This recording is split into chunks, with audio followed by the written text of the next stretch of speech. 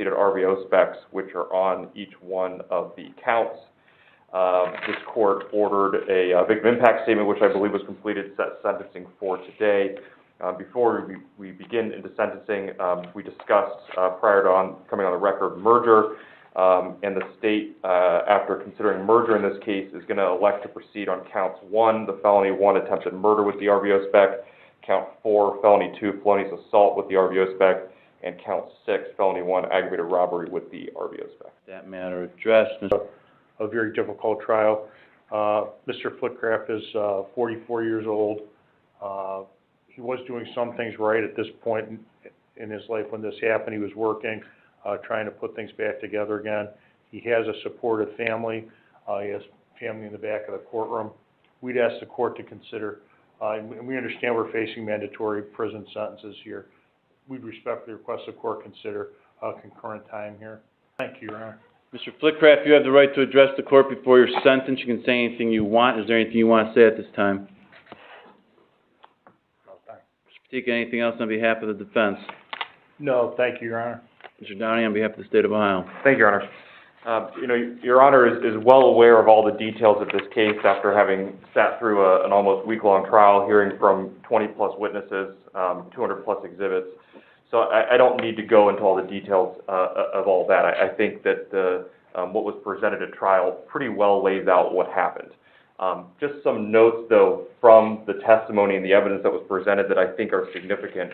We still don't know exactly what caused this to happen, because at the end of the day, no matter how many witnesses come in, no matter how much physical evidence there is, the reality is that there were 3 people in this car, and the victim, the defendant's sister, the other victim, and 2 of the people claim to not know what happened. But what we can kind of get from this is that whatever happened in that car that night appears to have stemmed from, at most, a simple argument. And the fact that the defendant then escalated whatever that simple argument was into an attempted murder is very, very scary. The photographs, the injuries, the testimony demonstrate that this was a very violent attack. And I think of note that is significant is the testimony and the evidence clearly show that after this attack happened on the road and Mr. Spooner drove to Garden Road, where he went to essentially go die in the driveway of 1192 Garden Road, the defendant comes back and passes him as he's bleeding out and dying there, grabs his bike, and takes off. And the fact that the police found Mr. Spooner is of pure luck. Really, they shouldn't have found him. And what was apparent to all the first responders, the police officers, the paramedics, even the detectives, when they found Mr. Spooner, was that he was going to die. This was a murder. So much so that detectives testified that they rushed to the hospital to try to make contact with Mr. Spooner before he was life-flighted to get a dying declaration from him, because this was going to be a murder case. Now, through some miracle or blessing, it wasn't. Somehow, Mr. Spooner pulled through, despite the multiple injuries he had, despite the 7 blood transfusions, despite the multiple days he spent in the hospital and the injuries that he continues to suffer from today. He pulls through. But that is of no credit to the defendant. He did nothing, not only did he start this, but he did nothing to help Mr. Spooner or anything like that. So really, this is a murder case where somehow the victim, through the grace of God or whatever, pulls through. I think this is a situation where we easily could be talking about a life sentence. Now, obviously, that's not the case here, and we can't do that, but I think I say that to add the gravity to the situation here, that this is not just some simple assault. Through the defendant's history the last 2 years, or the last 2 cases he's had, so in 1998, he pled guilty to a felony 2 felonious assault with a firearm spec. That was actually an attempted murder case that was dismissed. And a felony 2 conspiracy to aggravated robbery with a felonious assault spec. And the case wasn't dismissed, that count was dismissed. I'm sorry, yes, that count was dismissed, and he pled to a lower count. He received 8 years for that. And in that case, it was, he pled guilty to shooting somebody. When did he get out on that case? Do you have that date? I don't have the exact date, Your Honor. I do know that in 1998, when he was sentenced to the 8 years, he had almost a year of prison, or a year of jail time credit. So, 8 plus 1997, through my calculations, he'd get out sometime around 2005-ish. He does get out, and in 2007, he pleads guilty to F1 aggravated robbery, another robbery count with a firearm spec, and an RVO spec, and a felony 3, having weapons under disability. In that case, he robbed a business with a firearm. And so he gets 15 years for that. He gets out in May of 2022. He's put on mandatory post-release control, and he only makes it about 5 months, because this incident happens on October 29th of 2022. So not only has he been given chances in the past before, but he was under supervision, and he still did this. You know, honestly, I think this is a really sad situation in the fact that the defendant's actions over the past 26 or so years have completely upended the lives of almost everybody close to him that he's come in contact with. The victims of his crimes, his family who has to deal with this, and society as a whole. But we can only go off of what we know, the facts of these cases and what his convictions are, and simply the defendant's history and actions in the past, and in this case, have demonstrated that he is just simply unable to exist in normal society. The defendant is the type of person that we all fear from. And because of that, he simply cannot be allowed to exist among us. I can't predict the future, but I would argue that we are about as close to as certain as we can be that if the defendant were to be allowed to exist in society again, he's going to seriously harm or kill somebody.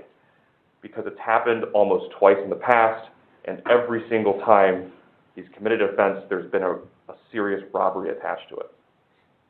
So because of that, I think a significant sentence is warranted in this case to make sure that society is safe and to punish the defendant for what he did here. So the state is asking for a sentence of 45 years in this case. That would require some maximum sentences here also to be run consecutive, which I think is certainly warranted. PRC is mandatory in this case for 5 years, and I'd also ask that the additional PRC time the defendant has remaining, the 1,629 days, is also imposed in this case. And I believe that is well warranted, and I believe that's what's necessary to protect all of us in society from what the defendant may or will do again. Thank you. Thank you. I did receive your victim impact statement and have read that, but you're certainly welcome to speak here in court. He pretty much nailed on the head. He's had plenty of chance to be rehabbed, and it's not going to work. You know, I haven't seen you. She said, hey, you know, all about family, and I've never seen you over Cindy's house. I've never seen you with him. So, you know, I just want him to go away for a long time. So this doesn't happen to somebody else, because, and I've been through enough, and I don't want to give him any satisfaction to know anything. Thank you, sir. Thank you. Well, this court has considered the facts and circumstances of the offenses that are involved here. Obviously, I'm very familiar with the facts as they presided over the trial and had the opportunity to hear them all. So I've taken that into consideration, the nature of the offenses involved as well. I've taken into consideration what's been said here in open court by Mr. Katika, defendant's cousin who spoke on his behalf, the prosecutor's comments and recommendation. The defendant was afforded an opportunity to address the court, chose not to make a statement, which is fine. He's not required to, and he has the right not to. But I want the record clear that he was afforded that opportunity. I've taken into consideration the written victim impact statement that the court received prior to today's hearing.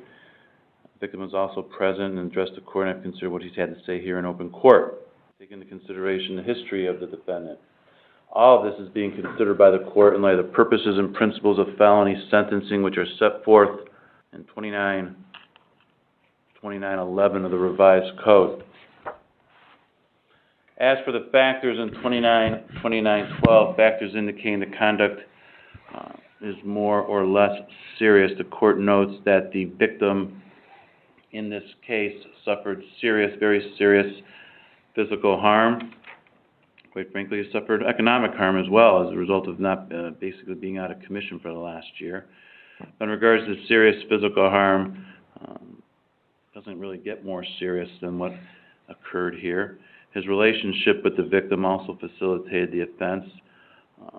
And we are here in count 1 on an attempted murder, but as alluded to, and the court made some notes of this as well, the conduct engaged in by the defendant basically constituted the offense of murder. Now, he's not being sentenced for murder. He wasn't convicted of murder. But attempted murder means he engaged in conduct if successful will result in the commission of that offense. That means he had the requisite mens rea, the requisite intent to kill the defendant, to kill the victim, And the jury found that he purposely intended to kill the defendant, the victim, So he had that requisite intent, and quite frankly, the conduct he engaged in was more than sufficient to constitute the offense of murder. And the only reason we're not here for murder is because of the, who knows for sure, but the strength and desire of the victim to live and survive and fight. But it's not because of anything that the defendant did or didn't do to prevent the victim from dying. The conduct he engaged in stabbing him, I think 13 times, was more than sufficient to accomplish what he intended to accomplish. And he, in a sense, is being rewarded for the victim's strength in fighting to survive, rewarded in not having a life sentence because it should be murder. And I'm not treating this as a murder case because it's not a murder case. The point in bringing this out in regards to the seriousness factors is that the conduct he engaged in was more than sufficient to result in the offense of murder. Most attempted murders we have is because somebody maybe shot at somebody and missed, but they had the intent to kill them, and that's why it's an attempt, or they maybe did something once or twice to an attempt to kill the person. Here he stabbed him 13 times, and the location of the stab wounds clearly shows his intent as well. So the conduct engaged in by the defendant in regards to count 1 here is much more serious than the conduct that normally constitutes this offense. There are no factors at all indicating the conduct is less serious than normal. As for recidivism factors, all of these are present. The defendant committed these offenses while he was on post-release control. He had been on post-release control for just, I think, 5.5 months after serving 15 years in prison. He'd been on post-release control for just 5.5 months and committed the offense. He has a history of criminal convictions.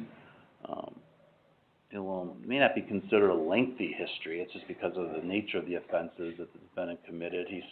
He has spent, by my calculations, 23 years of the last 25 years incarcerated because of the prior convictions he has from the 2 prior incidents. Most people we have to come in before the court have maybe a lengthy record. When we say lengthy, it's numbers of convictions, but they're misdemeanor offenses, F5 charges, possession charges. This defendant, in the 3 times he's now been before the court, had the most serious offenses you could have. In 1998, when he was just, I think, right around becoming an adult, convicted of felonious assault with a firearm specification, conspiracy to commit aggravated robbery with firearm specification, charged with attempted murder at that time. I don't know why, but I'm assuming because of his youth at the time, he only received 8 years in prison for that conduct. He got out, and within a short period of time, that happened January 15th of 98. He got 8 years, so he had to get out somewhere in the beginning of 2006. A year later, in February of 2007, he commits another violent offense, aggravated robbery with an RVO spec and a firearm spec. Gets 15 years in prison. Gets out. Within 5 months, he's now committing attempted murder and aggravated robbery and felonious assault. The nature of these offenses and his history are extremely violent, extremely dangerous. He's obviously not responded favorably to previously imposed sanctions. There's no genuine remorse. The Court finds that all three of these counts are subject to a mandatory prison term, as they are F1s or F2s, and the defendant has prior conviction for F1, F2s, which makes the prison term that has to be imposed mandatory for all three counts. Prison is consistent with the purposes and principles of sentencing. The defendant is not amenable to any available community control sanctions. Therefore, it is a sentence to this court that in count 1, defendant serve a mandatory indefinite prison term of a minimum of 11 years, maximum of 16.5 years. The court also finds that this prison term is inadequate to punish the offender and protect the public from future crime, because the recidivism factors indicating a greater likelihood of recidivism outweigh the applicable factors indicating a lesser likelihood of recidivism. There's no question if the defendant's out in the community, he's going to commit more violent crimes. That's what his pattern has been. That's what he's done. The court also finds that the prison term I just imposed in count 1 is demeaning to the seriousness of the offense, because one or more of the factors indicating the conduct is more serious than normal is present and outweigh the applicable factors, which there are none, indicating the conduct is less serious than normal for conduct that constitutes this offense. As a result, the court is going to impose an additional term in prison of 10 years for the repeat violent offender specification to be consecutive to the sentence imposed in count 1, 11 to 16.5 years. On count 2, it's a sentence to this court, defendant serve a term in prison of 7 years. On count 3, the sentence to this court, defendant serve a term in prison of 8 years. Those sentences will all be served consecutive to each other. Further, pursuant to 2929.141, the court hereby terminates the defendant's period of post-release control and imposes an additional prison term of 4 years for committing these new felonies while on post-release control. That 4-year term is to be served consecutive to the prison term just imposed by the court for counts 1, 4, and 6. And I may have stated the wrong count numbers when I did that, so let me repeat myself. Count 1 was accurate. The 7-year prison term is for count 4, charge of felonious assault involving Cynthia Flickcraft. The term of 8 years is for count 6, the charge of aggravated robbery. I think I said count 2 and 3 unintentionally. So all those years with the 4 years for the post-release control results in an overall prison term of 40 years. He has credit for 370 days he's already served.